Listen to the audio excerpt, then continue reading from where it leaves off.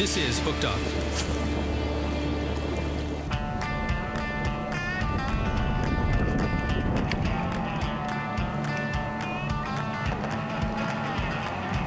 You want to cast out towards the rocks.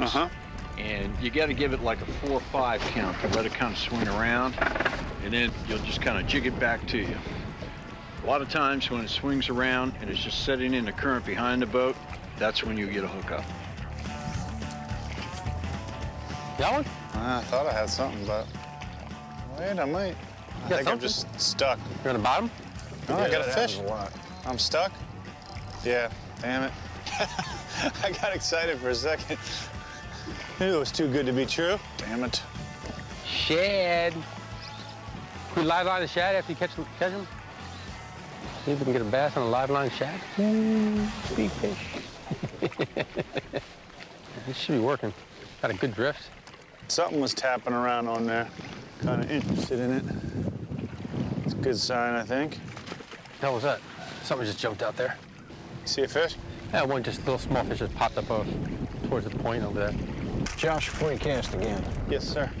These little paddle tails, they really do a nice job of fluttering in the current. You get stuck there? Yeah, I'm on the bottom. It's about all we've caught today, Tommy. Some rocks. Got a rockfish. We got a rock. A rock. Oh, man. This is it. I'm right in that little sweet. This is where I get the nibbles. Not to be confused with the munchies. No. Sometimes I get that, too. I got a fish. Got the train going in the background. You got a fish on. You're acting like a fisherman now. This is good. Yeah, I like it. Hickory shad. They get a lot bigger. Okay. Hi, guy. Cal Ripken Jr. or Lou Gehrig. Oh, wow. Both really inspiring guys. Incredible baseball players. Obviously, what Lou Gehrig went through. Really impossible to sort of decide between the two of them. But I would say that just growing up as a Baltimore boy, Cal Ripken. At what point did you get cast in the next film that you did? With Dead Poets? Dead Poets, yeah. There we go. It was about a year or so later. And then so I was cast in the movie and set to go down. We were going to shoot it down in Georgia. And I believe me and Ethan were the only two we were cast in the original cast. And then the movie fell through. So I was about to go down, and like a few weeks later, it fell through, and it was a really depressing time. I can imagine. And then about a year later, the movie picked back up, and I heard, Peter Weir was directing it, and I was really excited about that.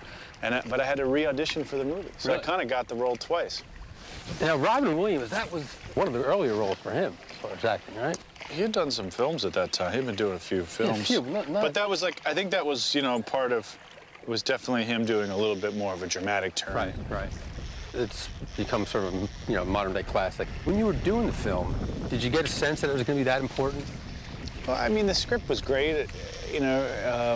Tom Schulman wrote a really great script. And that won for best screenplay? It won for best screenplay. Best screenplay, right. Yeah, best screenplay. Yeah. But I tell you what was interesting about that is you had the idea that it was going to be something special because the films that Peter Weir had made, everyone was a fan of. He's such a great director. But one of the things I thought was, maybe a lot of people don't know about, I know Tom's talked about it in the press, Tom Schulman who wrote it, was that in the original script, at the end of the film, you found out that Robin's character, Keating, had cancer. And that was kind of why he sees the day, and all this, and Carpe Diem. Yeah. And apparently Peter Weir, when he took on the project, told, Tom Schulman that he wanted to cut that. Like, he just didn't feel like it was necessary.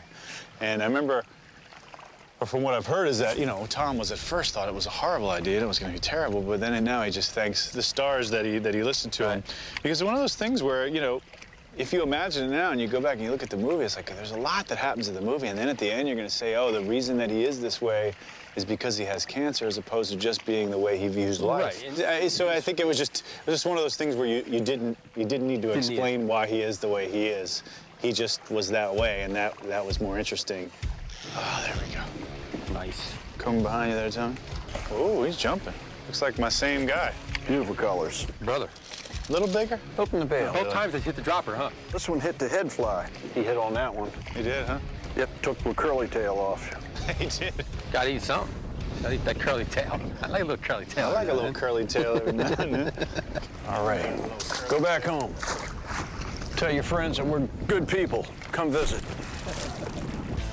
I love to work. You get something? There we go. There you go. There you go, buddy. About time. All righty. We're on the Susquehanna Flats looking for monster stripers, or rockfish, I guess. Rockfish is what we call it here in Maryland. Rockfish, yeah. Well, hopefully, you know, we're not just catching rocks. Let's hope not. Hit the subscribe button.